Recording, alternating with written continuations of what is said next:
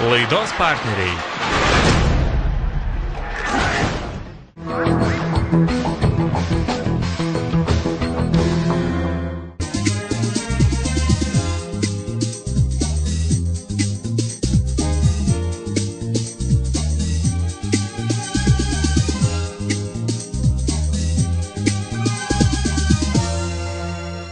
Labas vakaras. Vyriški pomėgiai tai toks reiškinys, kuriame telpa labai daug. Tai ir emocijos, intrigos, patyrimai, emocijos ir čia ko gero reikėtų dėti daug taškį, nes kiekvieną kartą kurdamos reportažus suvokiame, kad tai nauji atradimai. Tad gero laiko su mūsų laida.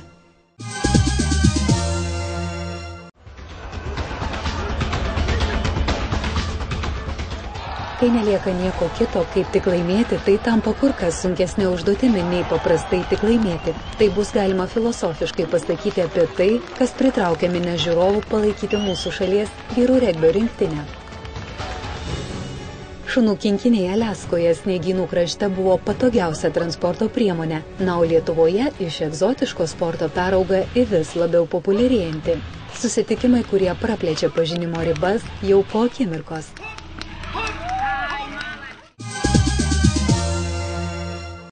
Kai girdime regbis džentelmenų žaidimą, suvokiame, kad tai apibūdina žaidėjų elgesį prieš ir po rungtynių. Tačiau kiečiausia intriga tai kietas ir kontaktinis žaidimas.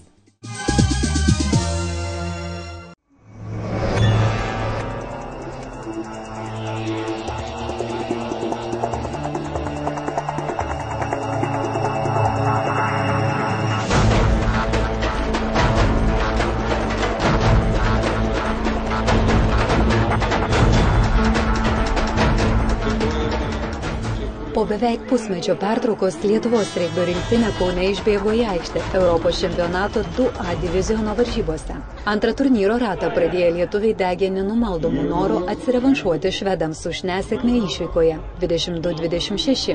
Tad ar pakaks psichologinio nusiteikimo ir komandinio susižaidimo norint nugalėti svečius iš Švedijos? Šis klausimas galvose kirbėjo ne vienam. Niekas nepaneigs fakto, jog stebėti komandų žaidimą kur kas įdomiau, kai jos yra vienodo pajėgumo. Kai varžybų rezultatas eina beveik taškas į tašką ir nei aikštėje žaidžiantiems regbio žaidėjams, nei fanams gausiai susirinkusiems stadione nėra kada atsipalaiduoti. Tad dėl šios įtampos ir nenuspėjamo žaidimo pabaigos verta būti šio žaidimo aistruoliu.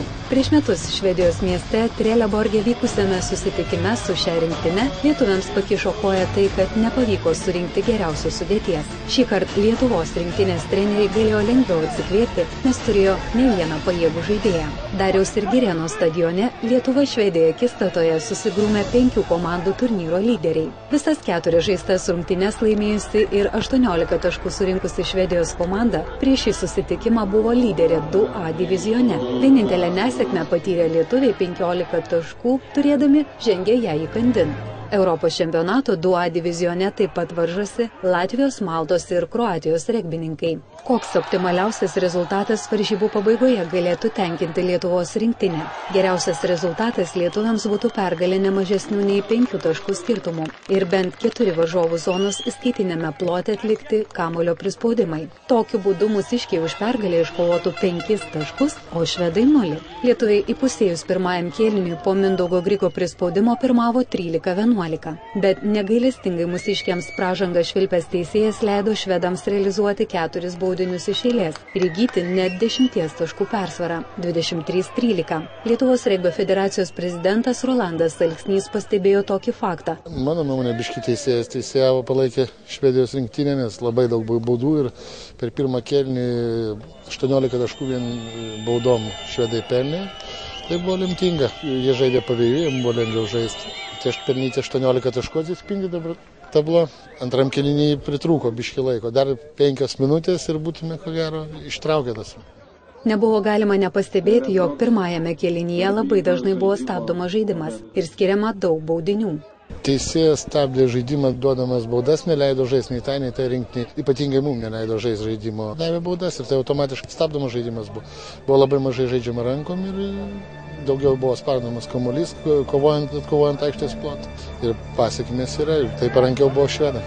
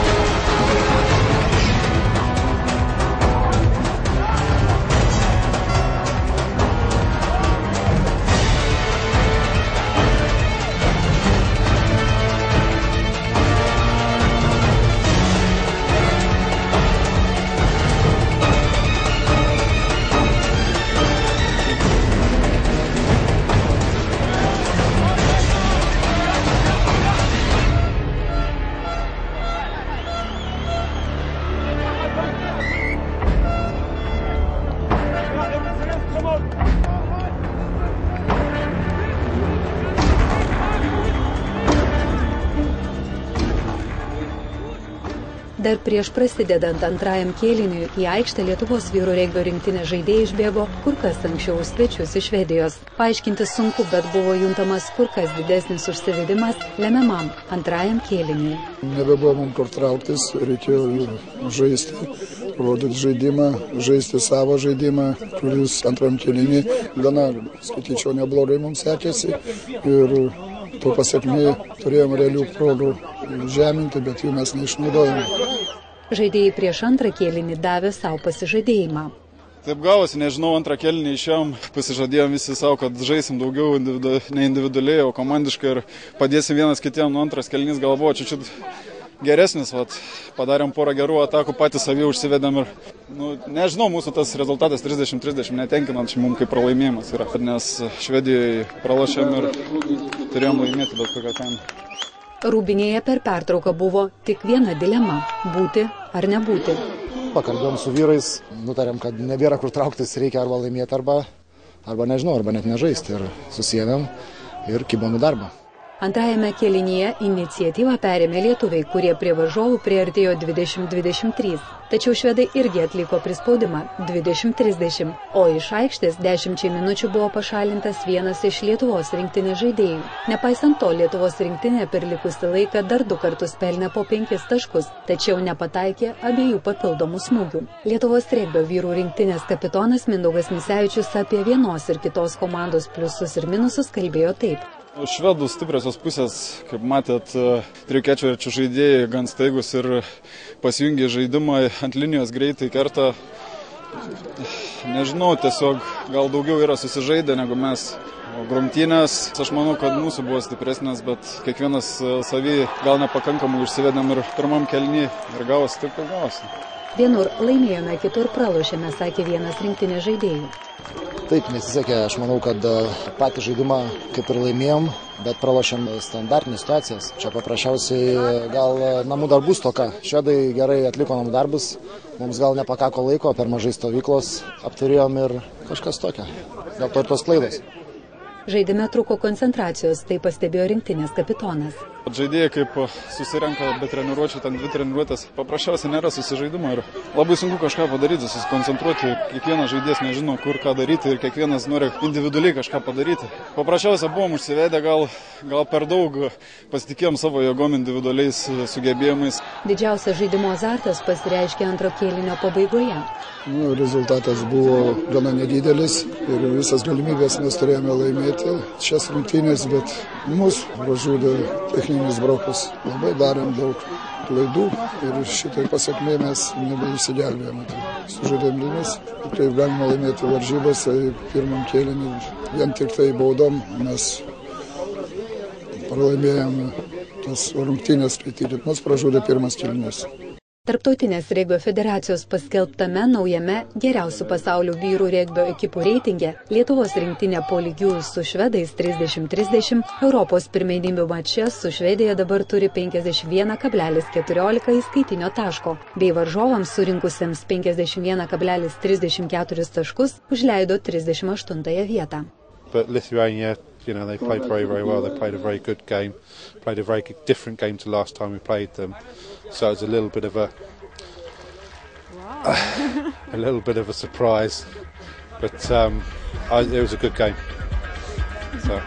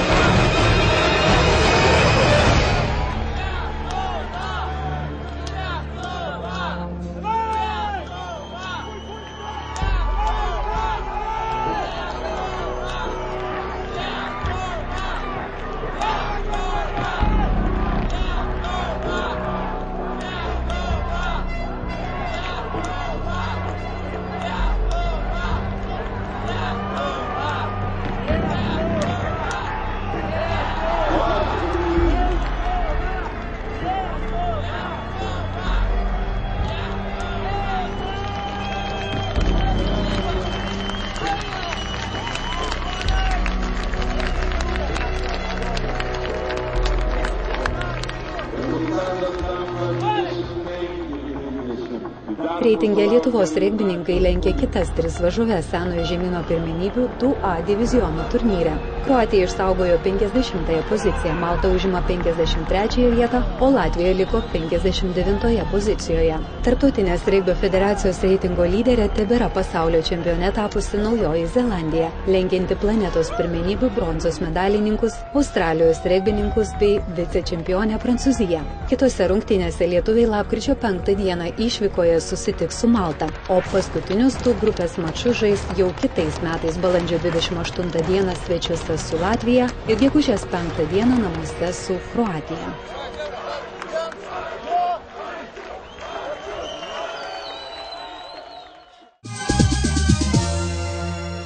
Netrukus reklama, po jos pomėgis, kuriame kartais šiaurietiški šunys groja pirmuoju smuiku. Tad ir vėl pasimatykime.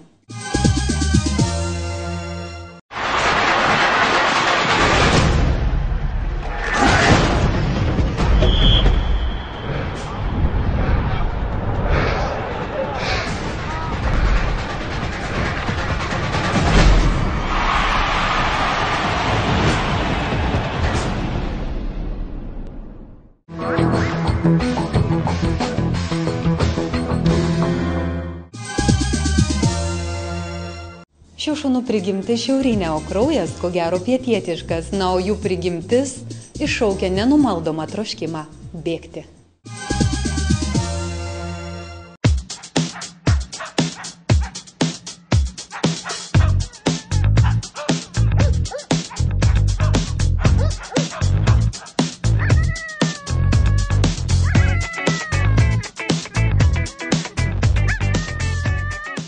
Nuostabių akių paviliotos ir nepamirštamo dainavimo pakerėtos mes ir vėl sugrįžome pamatyti tuos keturkojus draugus, kurių prigimtis jiems leidžia sportiškai kartu su šeimininkais pramogauti. Tai šunys, apie kurio šeimininkai gali pasakoti tiek daug, jog atrodo, kad jie kalbėtų ne apie šunis, o apie žmogų. Tačiau ne vien šie gražuoliai po šį pasakojimą, šiandien reportažo herojais taps tie keturkojai, kurie kartu su šeimininkais propaguoja aktyvų ir sportišką laisvalaikio praleidimą.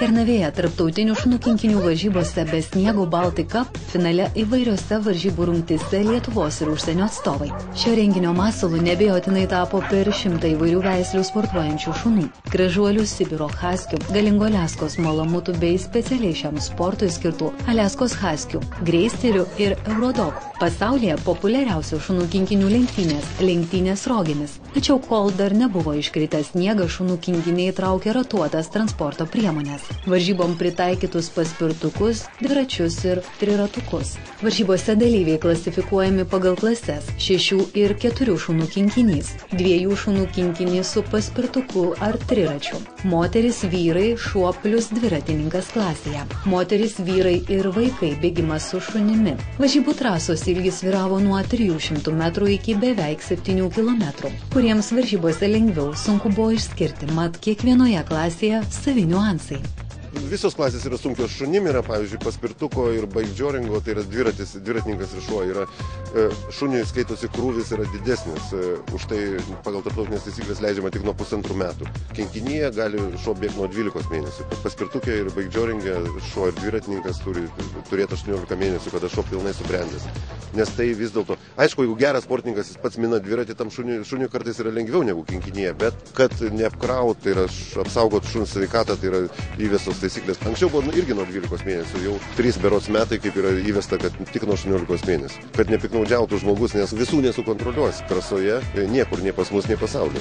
Dalyvaujant šitose varžybose darbo reikia įdėti visose klasėse. Aišku, atitinkamai kuo daugiau šunų, 6-8 šunų klasės, tai vadinamasis mašeris jau turi mažiau darbo, nes vis tiek ten pagrindinė įtaka rezultatų turi šunis. Tačiau 2 šunų klasėje, bėgime, bikedžioring, tai šuo ir dviratininkas darbo, mano nuomonė, tikrai yra sočiai ir lygiai aš taip pat pats tikrai pasitaiko, kad tenka bėgti ir šalia paspirtuko ir dažnai atsispirdinėti.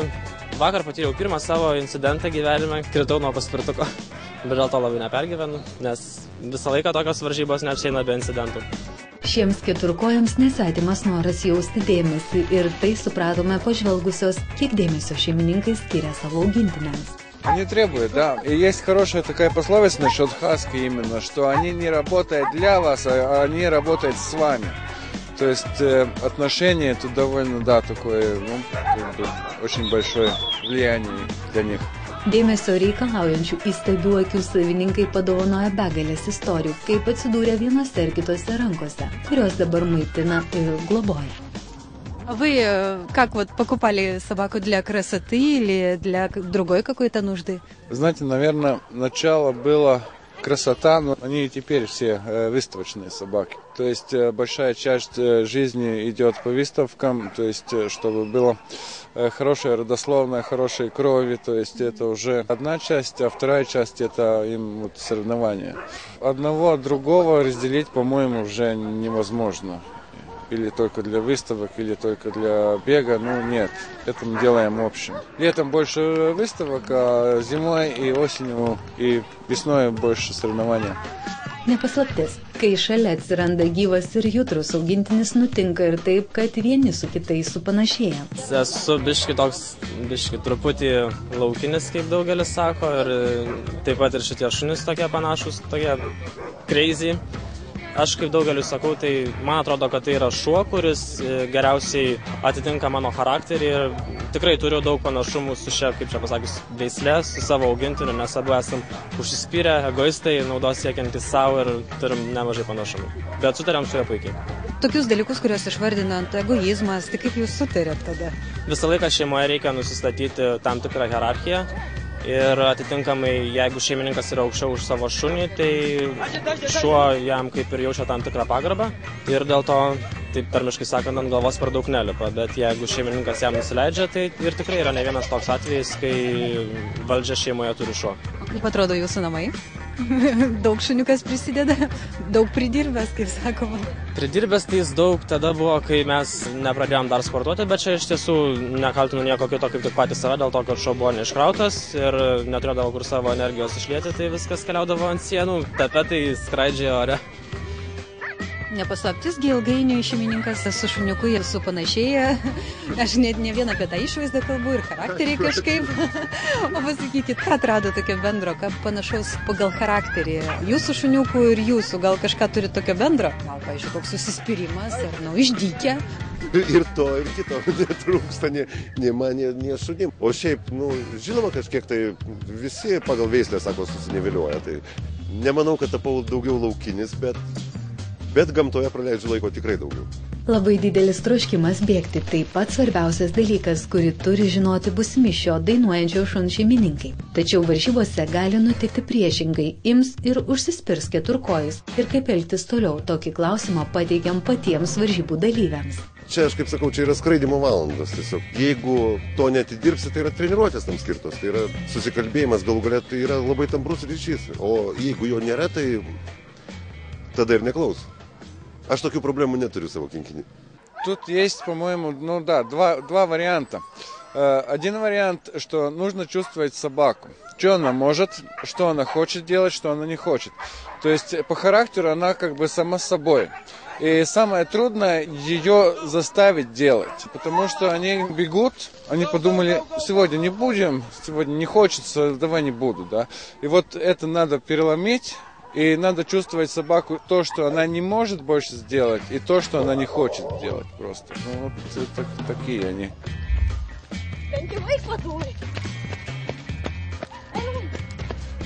Varžybos visada vyksta 2 dienas, nes vieną dieną šuniui galėjo būti bloga nuotaika, yra pasakojęs klubo Fluidus prezidentas Arnoldas Akelaitis. Trasos įveikimo laiką nulėmė daug priežasčių, tačiau nenuginčiamai galima pasakyti, kad rudenį ir žiemą šunys bėga kur kas greičiau. Kai kuriuose kvalifikacinėse klasėse lemiamą vaidmenį vaidina šeimininko pasiruošimas, kitose keturkojų, tačiau be tarpusavio supratimo gerų rezultatų tikrai nebus. Они разные по характеру. То есть есть какие общие черты, а по характеру каждый разный. То есть вот это самый старый, это все время будет кричать, куда-то рваться, орать, то есть на месте не стоит. Да, совсем другой характер. Она делается, что если она спит, тогда она спит, она все делает от души и вот так по-настоящему. Бывает собака, которая, ну там немножко то, немножко это, да. То есть, ну, каждая собака, характер тоже разный. Надо любой понять, и самое главное, надо сделать так, что я понял собак и получил результат для себя. То есть, зная их характер каждого отдельно, просто вот, чтобы работали, и было и мне интересно, и им интересно. Šunų kinkinių sportas nepigus malonumas, tačiau šią sporto šaką besidominčių kasmet vis daugėja. Haskių augintojai nemano, jog tai mada, nes šie šunys iš šeimininkų reikalauja nuolatinio dėmesio ir investicijų.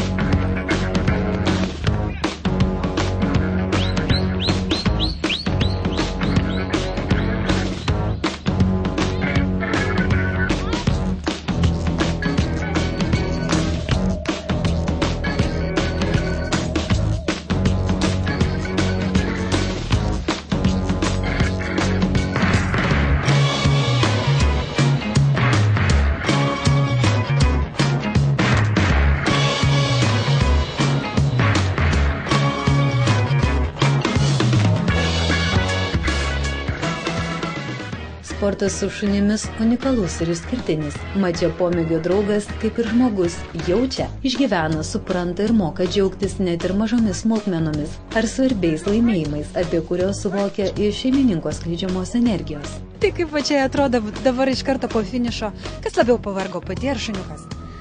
Nežinau, gal aš. Pasakyk, o taksai, jie pavargsta kada nors ar ne? Nemanau, kad pavargsta. Kaip apibūdintumė šitų šuniukų charakterį, kokie jie yra? Užsispyrę, greiti. O kodėl pati varžybose sugalvojai sudalyvauti? Norėjau parodyti, kad ir ne visi sveiki šunys gali dalyvauti. O čia yra nesveikas šuniukas ar kaip? Saklas. Jis saklas? Kaip jisai tada jaučia, kaip jam kur bėgti? Na, kartais parodau. Toliau tai su komandom bandom. Ištvermės ir tobulumo įsikūnymas. Tai reikia pažvelgti iš jų keturkojo akis, pamatyti, kaip jie džiaugiasi akimirkomis, kurios padovanoja bėgimo džiaugsmą, suprasti, kad jie tau gali padovanoti tai, ko net gražiausiame sapne nesireikės. Jie jaučia, gali išklausyti ir vizgindami uodegas apdovanoti savo atsidavimu. Juk tai draugas, ištikimas draugas, kuriam tu būsi pats svarbiausias.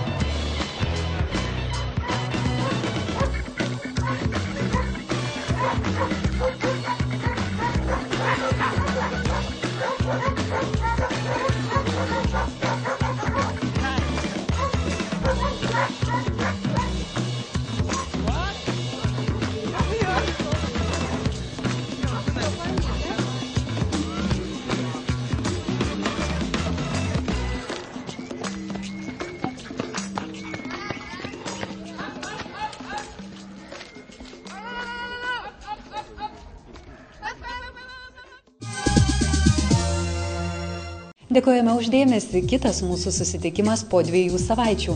Mūsų interneto svetainėje teritorija.tv pasakojimai, kuriuose mes sakome vyrų teritorija. Na, o šį vakarą linkime gero laiko su pirmu lietuvišku sporto kanalu. Sudie.